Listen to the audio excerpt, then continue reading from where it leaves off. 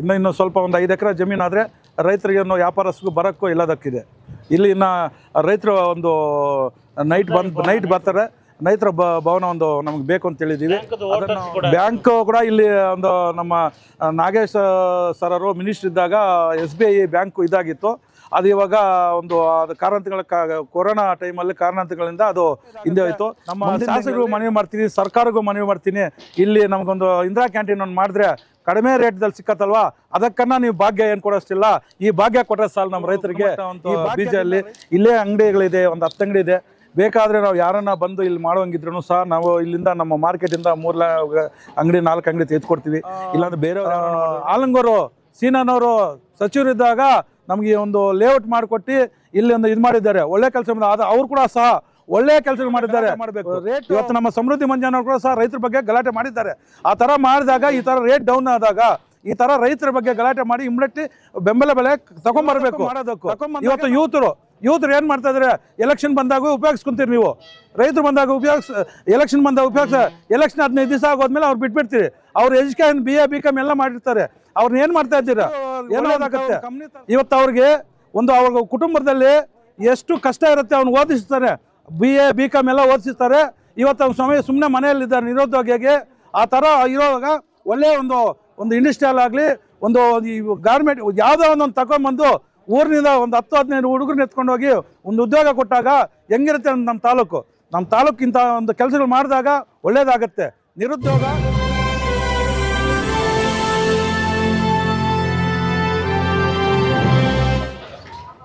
Market ಇದೆ.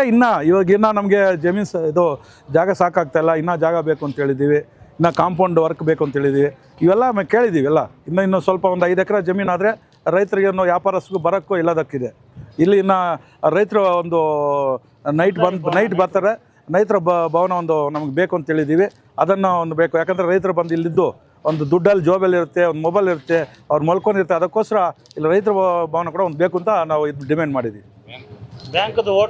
Bank ಕೂಡ ಇಲ್ಲಿ ಒಂದು ನಮ್ಮ ನಾಗೇಶ್ ಸರರು ಮಿನಿಸ್ಟರ್ ಇದ್ದಾಗ SBI ಬ್ಯಾಂಕು ಇದಾಗಿತ್ತು. ಅದು ಇವಾಗ ಒಂದು ಕಾರಣಗಳ ಕೊರೋನಾ ಟೈಮಲ್ಲಿ ಕಾರಣಗಳಿಂದ ಅದು ಹಿಂದೆ ಹೋಯಿತು.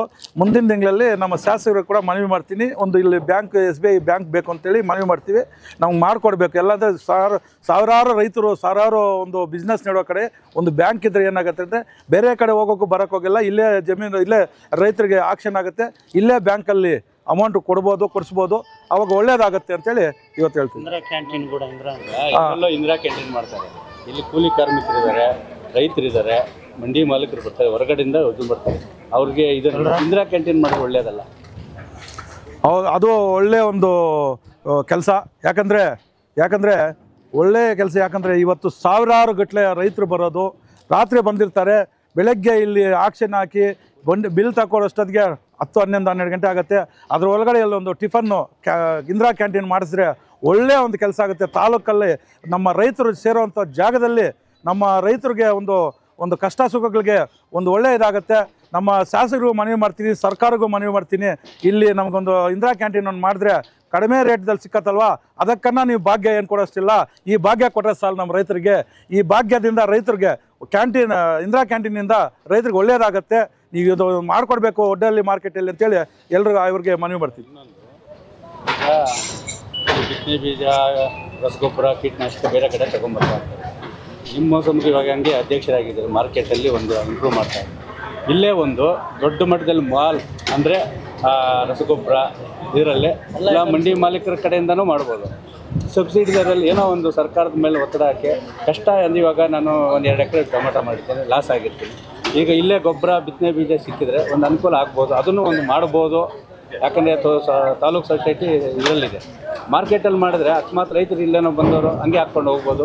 ಒಂದು ಚಿಕ್ಕ ಸಲಹೆ, ಯಾಕಂದರೆ ಎಷ್ಟೋ ಮಾಡ್ತಾ ಇದ್ದೀರಾ, ಅದನ್ನೊಂದು ಮಾಡಿರಿ. ನಿಜವಾಗ್ಲೂ ಒಳ್ಳೆಯ ನಮ್ಗೆ ಒಂದು ಅವಕಾಶ ಮಾಡಿಕೊಟ್ರು, ಒಳ್ಳೆಯ ಮಾತು ಕೂಡ ಆಯಿತು. ಯಾಕಂದರೆ ರೈತರಿಗೆ ಇವತ್ತು 2,000 ರೂಪಾಯಿ ಒಂದು ಮೂಟೆ ಗೊಬ್ಬರ ಅಂದರೆ 1,200-300ಗೆ ಒಂದು ಸಬ್ಸಿಡಿಯಲ್ಲಿ ಕೊಟ್ಟಾಗ ಒಳ್ಳೆಯ ಒಂದು ಗುಣಮಟ್ಟ ಗೊಬ್ಬರ, ಗುಣಮಟ್ಟ ಅಂತ ಬೀಜಲ್ಲಿ ಇಲ್ಲೇ ಅಂಗಡಿಗಳಿದೆ, ಒಂದು 10 ಅಂಗಡಿ ಇದೆ.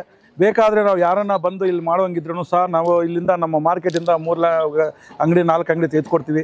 ಇಲ್ಲಾಂದರೆ ಬೇರೆಯವ್ರು ಯಾರನ್ನ ಮಾಡಿದ್ರು ಸಬ್ಸಿಡಿ ಬರುವಂತಹ ಒಂದು ಸರ್ಕಾರದಿಂದ ಬರುವಂತಹ ಒಂದು ಬೀಜ ಆಗಲಿ, ಗೊಬ್ಬರ ಆಗಲಿ, ಒಳ್ಳೆ ಕೀಟನಾಶಕಗಳಲ್ಲಾಗಲಿ ಇಲ್ಲಿಟ್ಟರೆ ಒಳ್ಳೆ ಒಂದು ವ್ಯಾಪಾರ ಆಗುತ್ತೆ. ಎಲ್ಲ ರೈತರು ಇಲ್ಲೇ ಇರ್ತಾರೆ, ಮತ್ತು ಇಲ್ಲೇ ಇದರಲ್ಲಿ ತಗೊತಾರೆ. ಒಳ್ಳೆ ಸರ್, ಇದು ಒಳ್ಳೆ ಕೆಲಸ. ಯಾಕಂದರೆ ರೈತರಿಗೆ ಸಬ್ಸಿಡಿ ಒಂದು ಅಂಗಡಿ ಇದ್ದರೆ ಎಲ್ಲಿನೂ ಆದ್ರೂ ಆ ಸಬ್ಸಿಡಿ ಅಂಗಡಿಯನ್ನು ಇದ್ದರೆ ಒಳ್ಳೆ ರೈತರಿಗೆ ಒಳ್ಳೆ ಕೆಲಸ ಆಗುತ್ತೆ.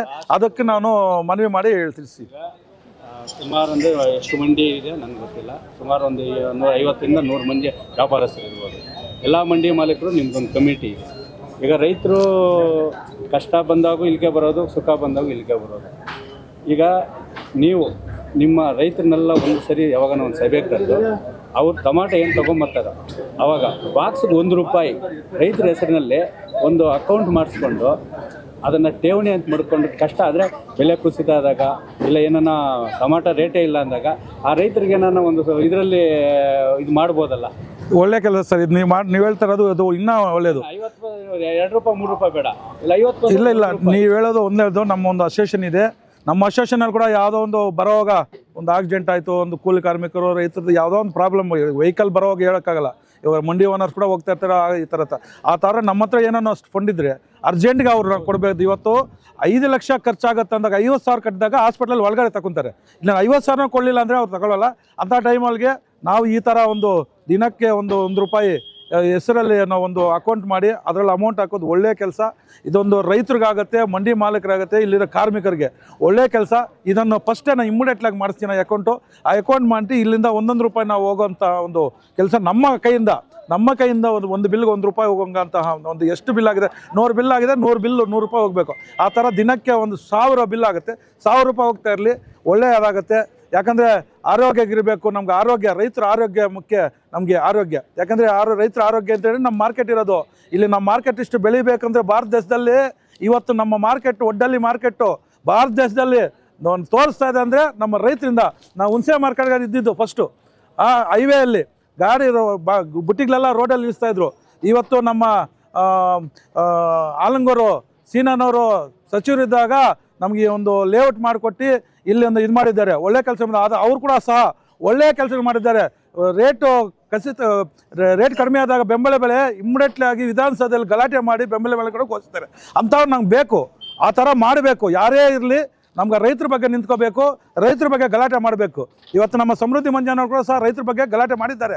ಆ ಥರ ಮಾಡಿದಾಗ ಈ ಥರ ರೇಟ್ ಡೌನ್ ಆದಾಗ ಈ ಥರ ರೈತರ ಬಗ್ಗೆ ಗಲಾಟೆ ಮಾಡಿ ಇಮ್ಮಿಡಿಯೇಟ್ಲಿ ಬೆಂಬಲ ಬೆಲೆ ತಗೊಂಬರಬೇಕು. ತಗೊಂಬಂದಾಗ ನಾವು ನಿಜವಾಗ್ಲೂ ನೆಕ್ಸ್ಟ್ ಇನ್ನೊಂದು ದಿವಸ ಕೂಡ ನಿಮ್ಮ ಜೊತೆಯಲ್ಲಿ ಇರೋದು ಎಲ್ಲದಕ್ಕೂ ಮಾಡೋದಕ್ಕೂ. ಇವತ್ತು ಯೂತರು ಏನು ಮಾಡ್ತಾಯಿದ್ದಾರೆ, ಎಲೆಕ್ಷನ್ ಬಂದಾಗ ಉಪಯೋಗಿಸ್ಕೊಂತೀರಿ ನೀವು. ರೈತರು ಬಂದಾಗ ಎಲೆಕ್ಷನ್ ಬಂದಾಗ ಎಲೆಕ್ಷನ್ 15 ದಿವಸ ಆಗೋದ್ಮೇಲೆ ಅವ್ರು ಬಿಟ್ಬಿಡ್ತೀರಿ. ಅವ್ರು ಎಜುಕೇಷನ್ BA BCom ಎಲ್ಲ ಮಾಡಿರ್ತಾರೆ. ಅವ್ರನ್ನ ಏನು ಮಾಡ್ತಾ ಇದ್ದೀರಾ? ಏನೋ ಒಂದು ಕಂಪ್ನಿ ತರಿಸ್ತಾ ಇದ್ದೀರಾ, ಒಂದು ಇಂಡಸ್ಟ್ರಿಯಲ್ ತರಿಸ್ತಾ ಇದ್ದೀರಾ. ಎಲ್ಲ ತರಿಸಿ ಯುವಕರಿಗೆ ಒಂದು ಉದ್ಯೋಗ ಕೊಟ್ಟರೆ ಅವರು ಮನೆಯಲ್ಲಿ ಎಷ್ಟು ಜನ ಮಲಗಿರ್ತಾರೆ, ಎಷ್ಟು ಜನ ಇರ್ತಾರೆ, ಎಷ್ಟು ಒಳ್ಳೇದಾಗುತ್ತೆ. ಇವತ್ತು ಅವ್ರಿಗೆ ಅವ್ರ ಕುಟುಂಬದಲ್ಲಿ ಎಷ್ಟು ಕಷ್ಟ ಇರುತ್ತೆ, ಅವ್ನು ಓದಿಸ್ತಾರೆ. BA BCom ಎಲ್ಲ ಓದಿಸ್ತಾರೆ. ಇವತ್ತು ಅವ್ನ ಸುಮ್ಮನೆ ಮನೆಯಲ್ಲಿದ್ದಾರೆ ನಿರುದ್ಯೋಗಿಯಾಗಿ.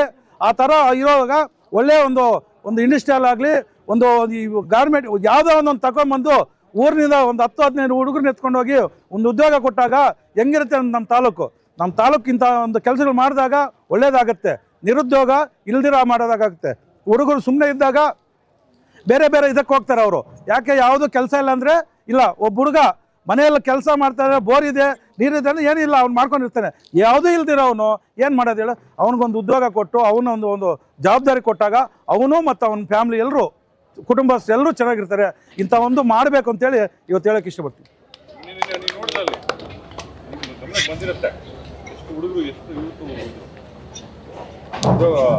ಓಕೆ.